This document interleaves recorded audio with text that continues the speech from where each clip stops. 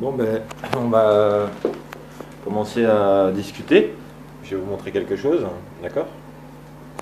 Ça va être très simple, hein. Ça va être mais alors très simple.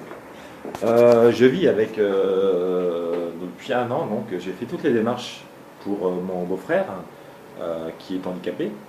Et il se trouve qu'aujourd'hui, ben, je vais vous montrer par A plus B qu'en étant géré par des juges des tutelles, par des gens complètement loufoques, je vais vous montrer sur quoi dort mon beau-frère qui est une personne handicapée. Et je pense que avec sa femme, vous allez rire, hein. Regardez dans quoi ils dorment, honnêtement.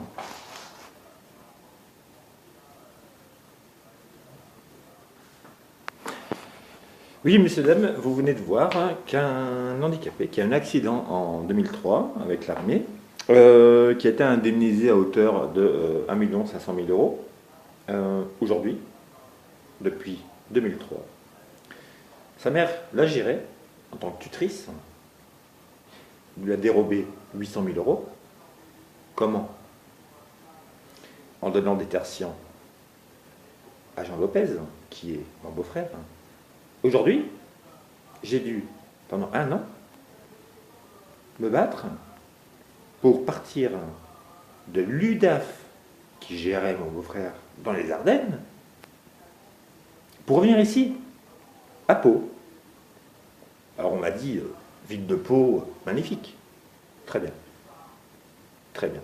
Mais écoutez, mercredi, on a rendez-vous au tribunal civil pour faire une main levée de curatelle. Tous les médecins disent qu'il est apte à gérer sa famille. Il vit avec 1 000 euros par mois. Une femme, 3 enfants. Il gagne 500 euros le 2 de chaque mois et le 15 de chaque mois. C'est honteux. C'est honteux. Il paye les médecins. Il n'a pas d'ACS. Il lui reste 541 000 euros sur toute l'indemnisation qu'il a eue. Il a été géré par l'UDAF. Aujourd'hui, il est géré par l'ADTMP. C'est honteux. C'est honteux quand on a surtout, un enfant, une fille de bas âge, de 4 ans et demi, qui est bourré d'eczéma. On laisse un enfant également dans le vide, dans le néant. On ne peut aujourd'hui en France laisser un être humain qui a eu un terrible accident sur l'île de Mayotte. On ne peut laisser cette France qui n'est plus un pays uni. Il s'est désuni. Mais alors laissons la place au moins à des êtres humains capables de gérer leur argent, leur patrimoine. Et j'insisterai là-dessus. Beaucoup de personnes pensent que c'est des bêtises. Mais beaucoup de personnes, croyez-moi, souffrent de ces curateurs, de ces tutrices, de ces tutelles, de ces tuteurs, de ces curatelles. Mais c'est moi qui ai fait le curateur. Rendez-vous compte qu'un curateur ne sait pas attribuer, faire une demande à l'APL, à la CAF, pour que mon beau-frère, le paye 850 euros de loyer, plein pot avec ma belle-sœur, puisse avoir des aides. Vous savez ce qu'il a fait, le curateur? Qui s'appelle Thierry Landre, de la DNTP de Pau. Il a carrément envoyé un papier vierge. C'est magnifique.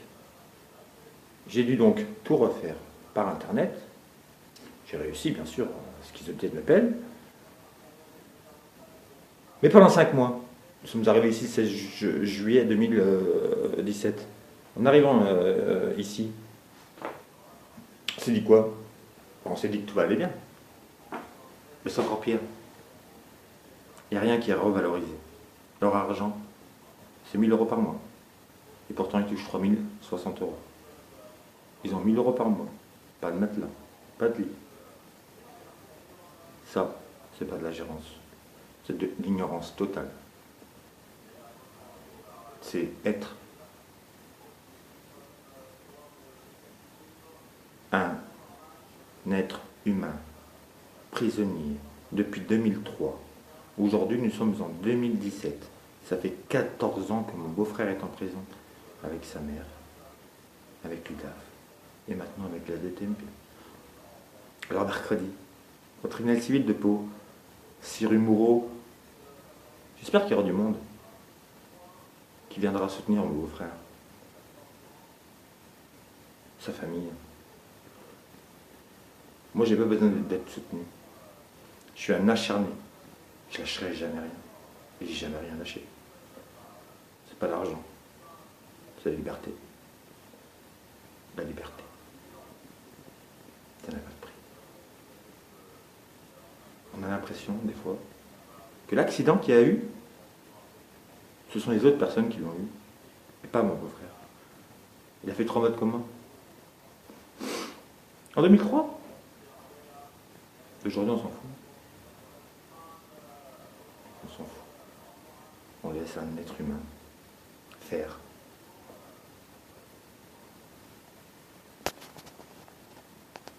Faire tout seul.